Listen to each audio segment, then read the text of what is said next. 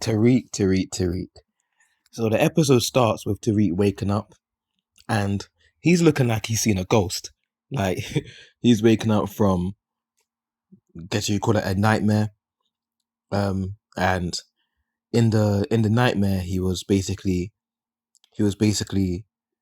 living the events of what happened with him and Jabari. Obviously, he killed Jabari in the last episode of season one, and that's what he was experiencing in his nightmare again. And so he wakes up looking like he's seen a ghost, eyes wide open and everything. It's crazy. And so he's pretty much struggling to deal with the fact that he killed Jabari.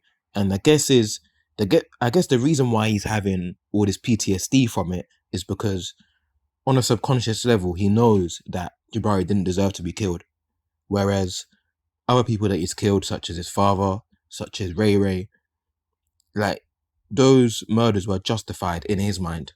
So in his mind, those murders were justified, whereas the Jabari murder wasn't as justified. And so that's what's going on. That's what's going on in his subconscious, and that's why the Jabari murder is causing him a lot of trauma and causing him this kind of PTSD, where he keeps thinking about the events, he's having dreams about it. Yeah. So that's how the episode starts. Tariq wakes up from that nightmare, eyes wide open, looking all shook like he's seen a ghost. And on the background, you hear the song by Tyler the Creator called "Who That Boy," and this song was played throughout the throughout many scenes in the episode. It was played throughout many scenes in the episode. "Who That Boy" by Tyler the Creator, and it kind of gave off that apprehensive vibe, and it was used really well to build suspense. That's the feeling I got from that. It was that song was used to build suspense in several scenes, and it gave off that tension and apprehensive kind of vibe. So that was a really good touch. So after Tariq wakes up now, he goes to the kitchen and he sees his younger sister trying to make breakfast, and she's caused the fire. Tariq gets rid of the fire. His grandma comes in now, and she's basically having a go at Yaz, and Tariq basically lies to his grandma, saying that he'd come in 8 p.m. last night, and he keeps reiterating that as well, that he came in 8 p.m. last night. That's when I came in, and the grandma was like, yeah, sure, yeah.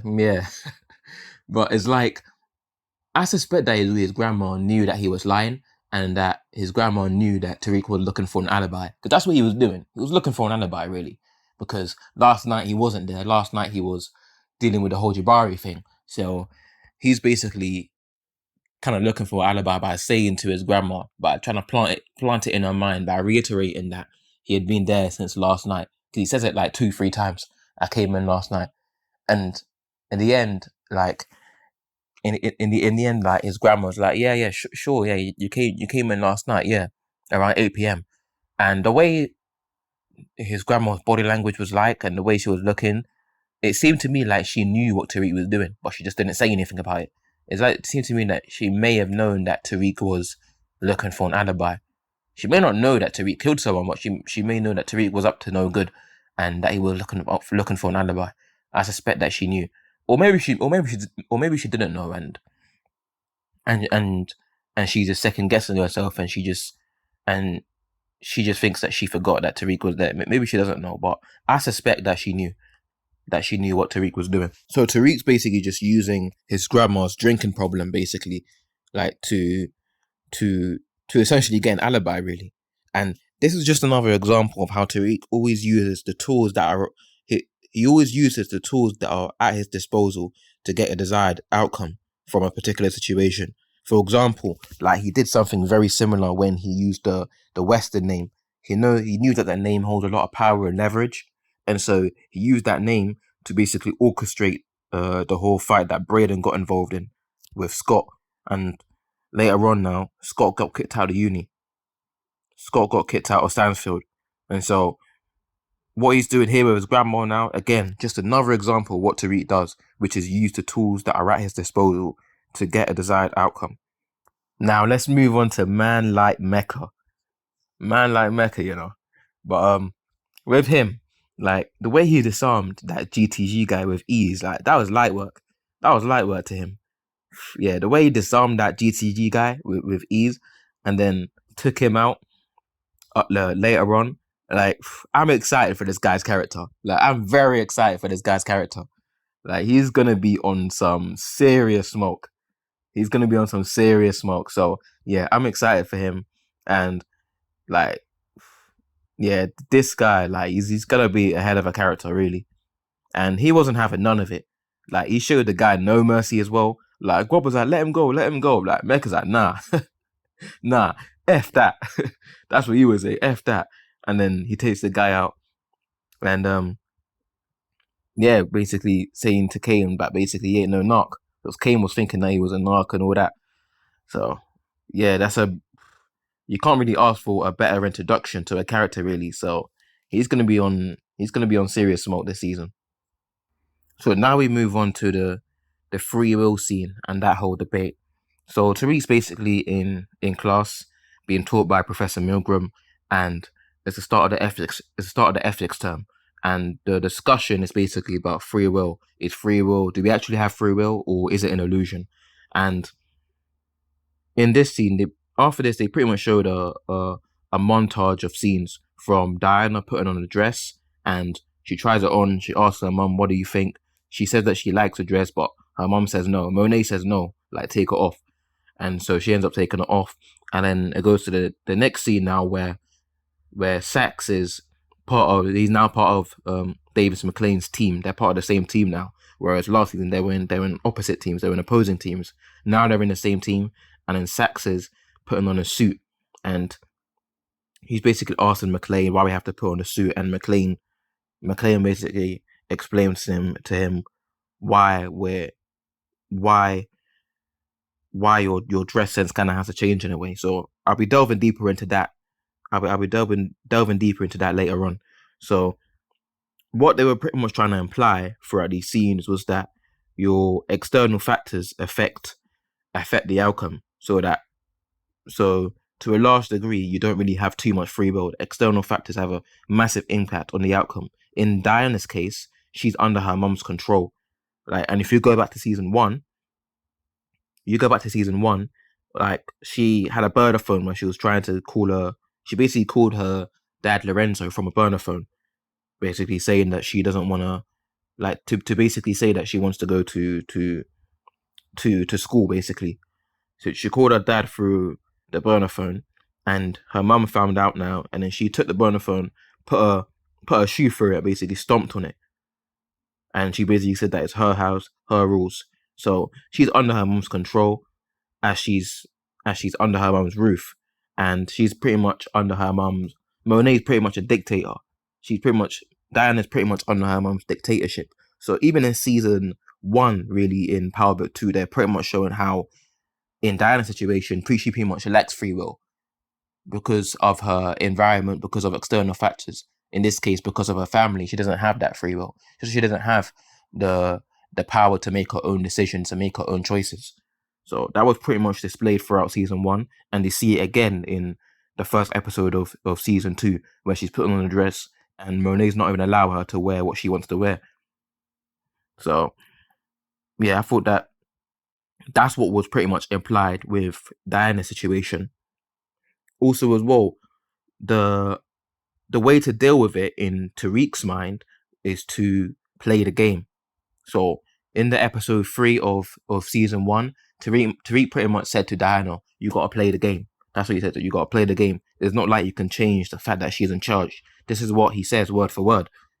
It's not like you can change the fact that she's in charge. So you gotta tell her what she wants to hear. Play your audience.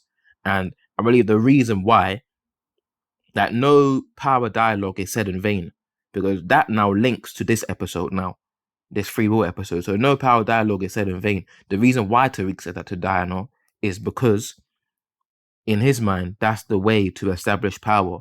If you don't have the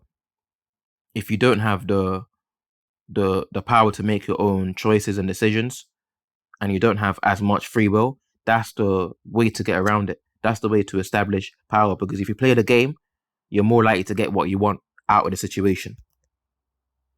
So that's the way to kind of, you could say, counter or get what you want from a situation, or to establish power if you lack free will.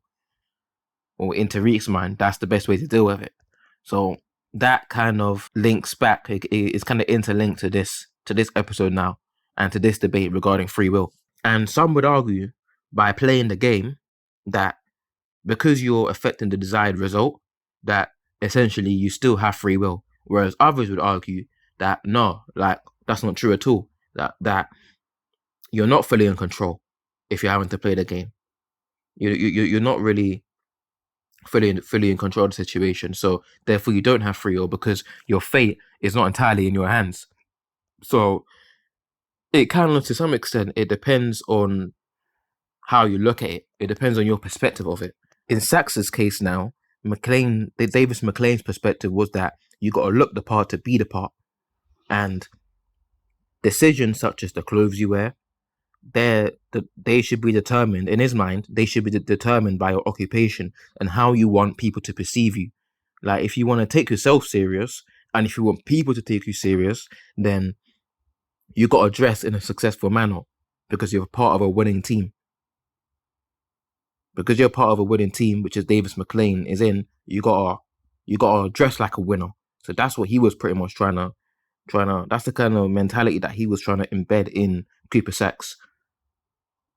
And this is quite that there's parallels between that and what Monet was trying to imply with Diana when she refused Diana from wearing that dress. Like, she doesn't want Diana to be perceived in a certain way by wearing that type of dress. And so I believe that's the main reason why she told Diana to remove the dress, because she doesn't want her to be perceived in a certain way. Like, she wants people to respect her and take her serious, and she wants Diana to take herself serious as well. So there's parallels between the two scenes there in that kind of way, and they're very much both implying that what you wear will affect how people perceive you, and what you wear is also affects how you perceive yourself. I mentioned earlier about how external factors can affect your outcome, such as upbringing, environment, family, so on and so forth. But if we can control these external factors now, and if so, does that now constitute as free will?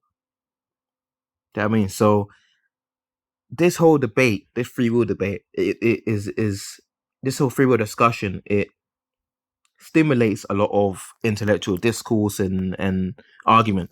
So you can kind of see both sides to it. So now we go back to the classroom now, and there was a new student now, and he was speaking to Brushandra, and he was saying that your hair, your nails, the way you look is largely influenced and determined by your environment, where you come from. So again, another external factor. So, and that's a good point that he made. But then Brushandra countered his argument by saying that her best friend got pregnant, and she hasn't got much money and whatever, that she got pregnant, and whereas she went through a different route by going to Stansfield, and so therefore free will is real. Like, it's not just an illusion. That's the mindset that she's coming from, and she also makes a good point by saying that. And then later on in that scene now, the Professor Milgram asks for Tariq's perspective, and he basically gives a basic but an effective analogy to explain why we do have free will. He says that it feels like we don't at times, and he ends up having a flashback to the scene where he killed the professor, and he did say before he killed him that he doesn't have a choice, implying that he doesn't have free will. So again, they're making this whole free will debate. It kind of links back to various other episodes in Bit 2.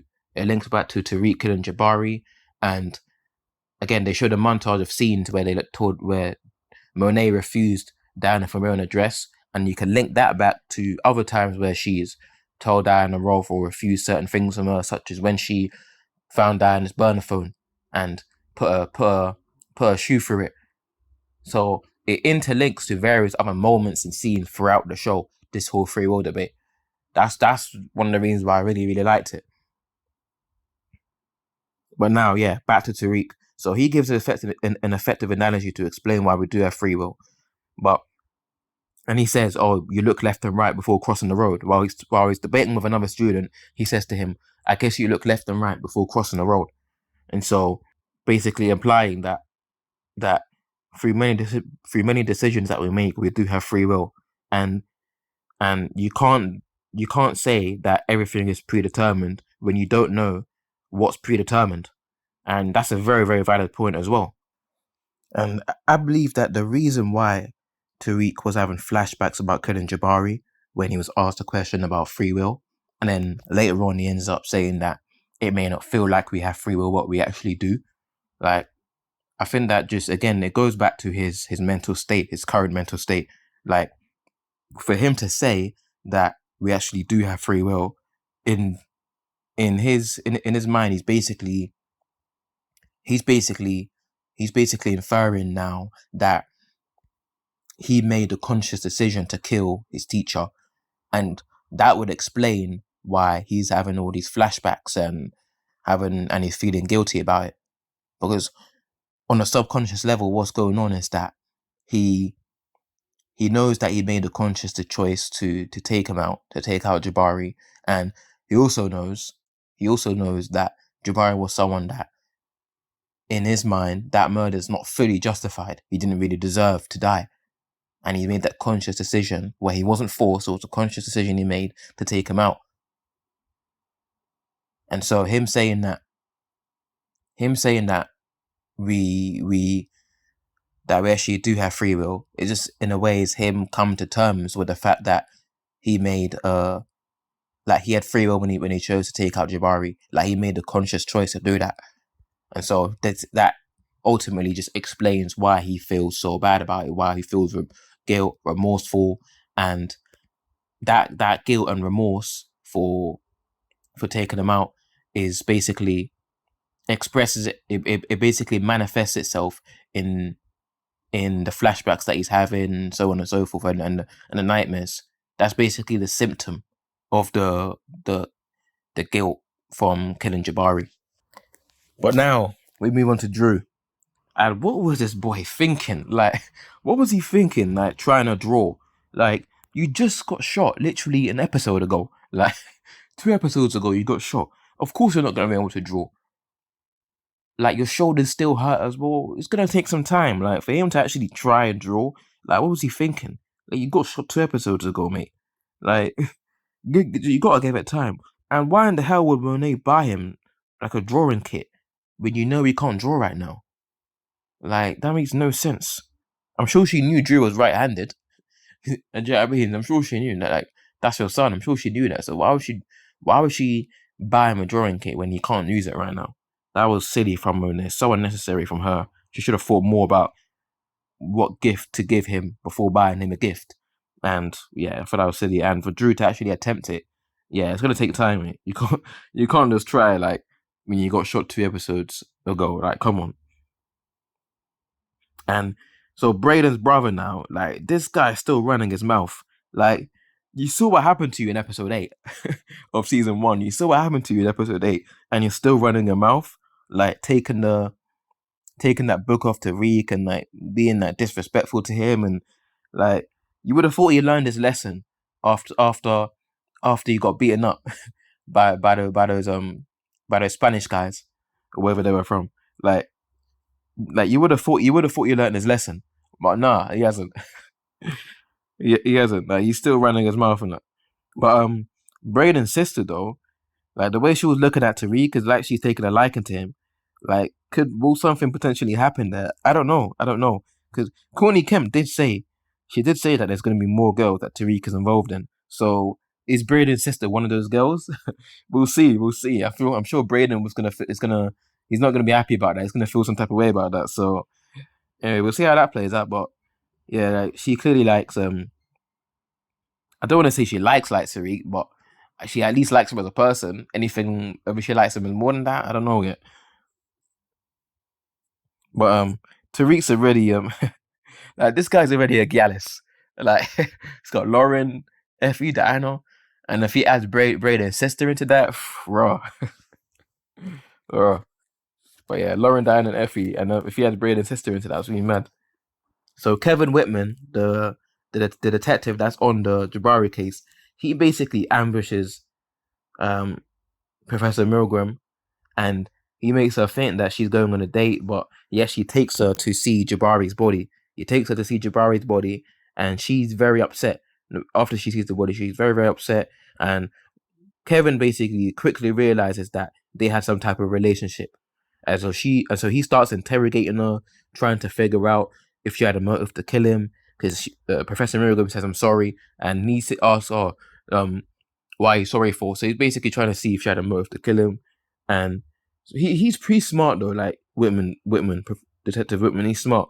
So he basically suspects that the two murders, the guy that got killed at the bars who got killed in the swimming pool, and and now Jabari, he suspects that those two murders are linked.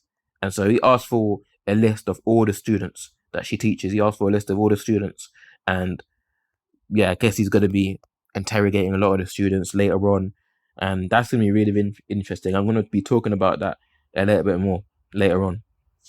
So now Tariq and Braden are talking in campus, and now they realize that everyone notices, everyone's on their phone, and everyone at school has now found out that about Jabari's murder. Basically, found out that Jabari has been that Jabari's dead. Everyone at school finds out. They get sent a notification through their phones, and Tariq basically plays it off like he doesn't know anything about it. So I'm thinking, how long is he gonna keep lying to Braden about this? Will he eventually tell him? Will he eventually tell Braden about the fact that it was him? As of right now, he's not told him anything.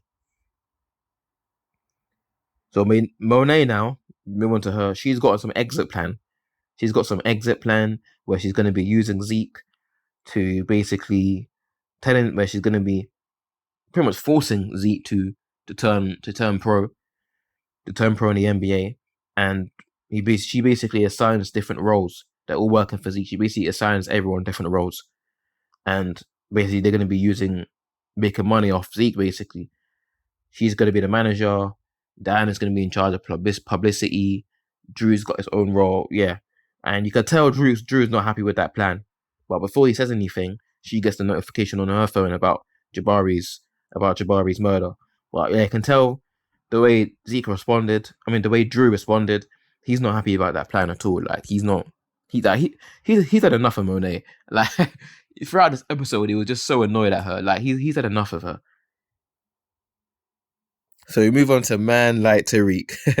So he's with Lauren now, and he basically opens up to her a little bit more, and they end up kissing. But before anything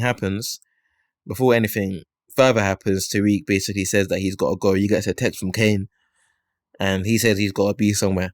And yeah, you could tell Lauren wasn't happy about that. She was upset, but it's understandable, and to be honest, it's the right thing for him to prioritize other things such as staying out of prison, so on and so forth. It is normal, and it's the right thing for him to prioritize these things such as staying out of prison and making sure the whole Jabari thing is all sorted, prioritizing that above Lauren and everything.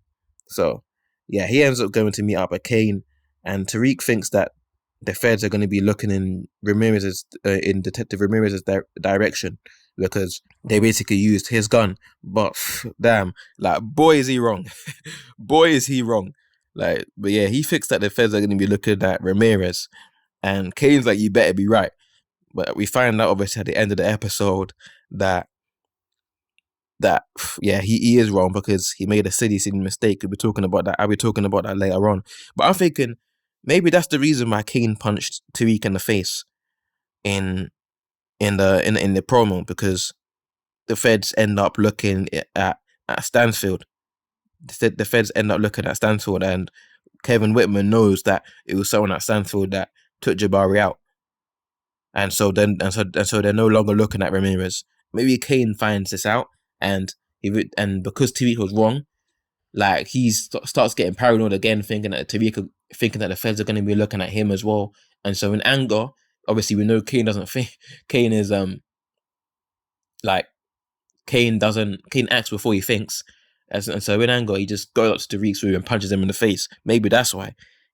Maybe that's why he finds out that Tariq was wrong when he said that the feds are going to be looking at Ramirez. All right, so this pretty much concludes my part one of my review for the first episode. This concludes part one. I'm going to be continuing the review in part two. So this pretty much concludes part one. If you've liked the video, if you've gone this far in the video, then and you like it, give it a like and subscribe as well if you want to see more videos like this. So yeah, this pretty much concludes part one. I'll be talking about the rest of the scenes and the storylines in part two.